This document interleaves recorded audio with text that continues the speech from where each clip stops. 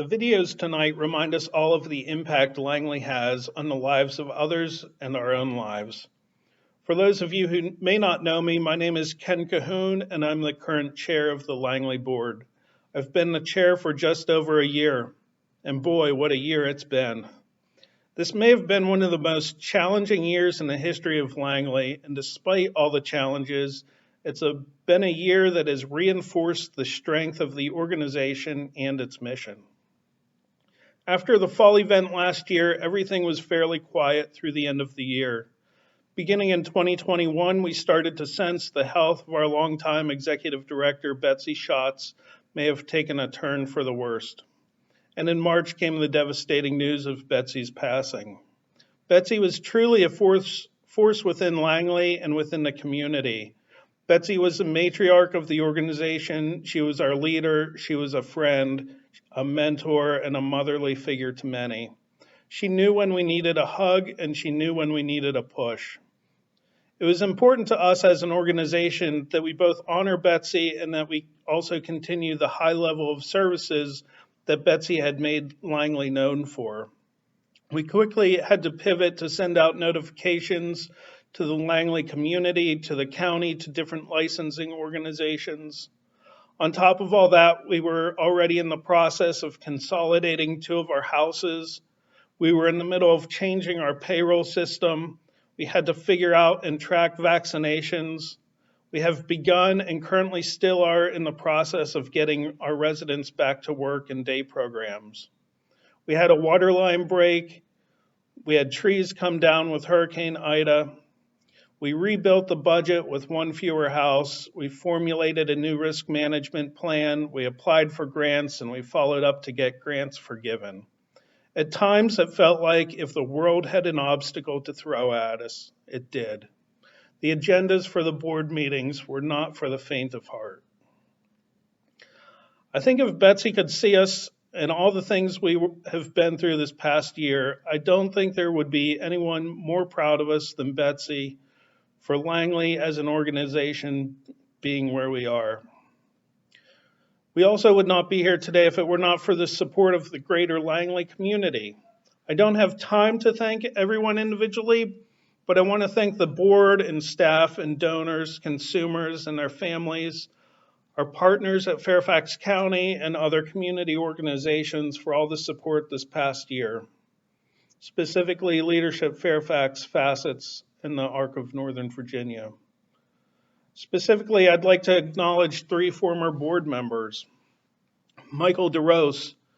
Michael was a board member for 25 years, which is truly an incredible amount of time to be involved with any organization. Michael had a lot of passion for the organization and the individuals served by Langley. One of the things I admired most about Michael was his challenging of decisions in the organization. His thoughtful insight into topics spurred discussion and ultimately ensured the decisions being made were the right decisions for the organization. Through Michael's relationship with the McLean Rotary, Michael brought in support and donations. I want to thank Michael for a quarter century of service from all of us on the Langley board. Sean Manley. Sean also served on the board for a long time, for about 15 years. Sean was a powerhouse on the finance committee, looking at budgets and ensuring the financial well-being of the organization.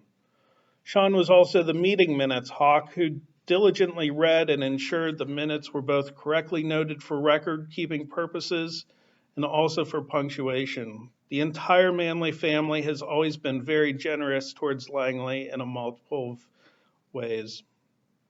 Debbie Eshelman. Even when board members leave, we don't let them get too far.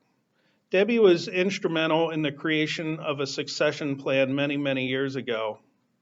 Despite the succession plan having been written for a smooth transition from one leader to the next, this document was still my roadmap for this past year.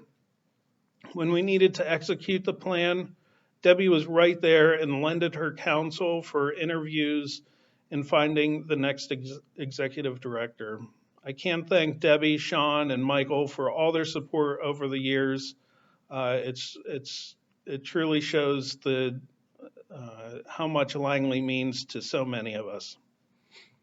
I also want to acknowledge all the hard work of all of our administrative staff: Stephanie Davidson, Katie Davenport, Rob Blizzard, Pat Hellings, and Andy Goss. They all had to expand their roles this past year.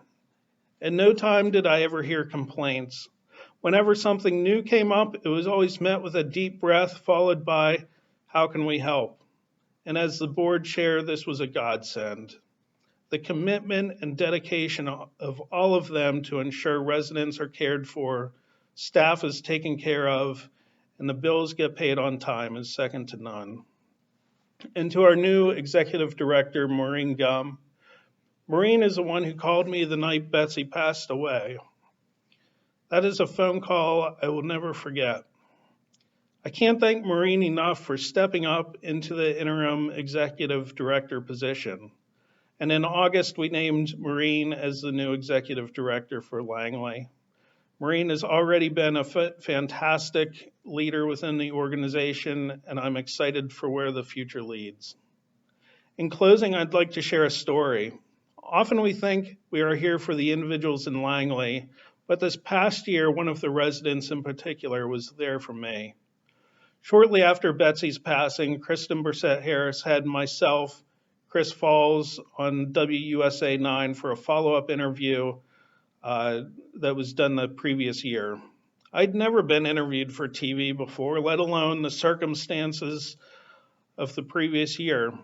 I didn't know what to expect, and I thought I wouldn't hit my talking points. I was legitimately nervous for this interview.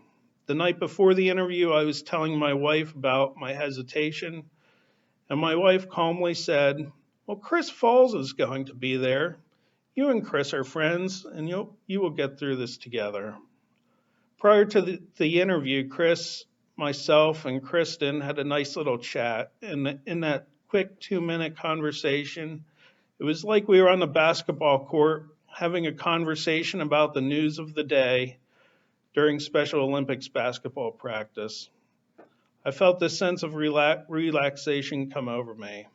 My buddy Chris was there and everything was okay. Thank you, Chris.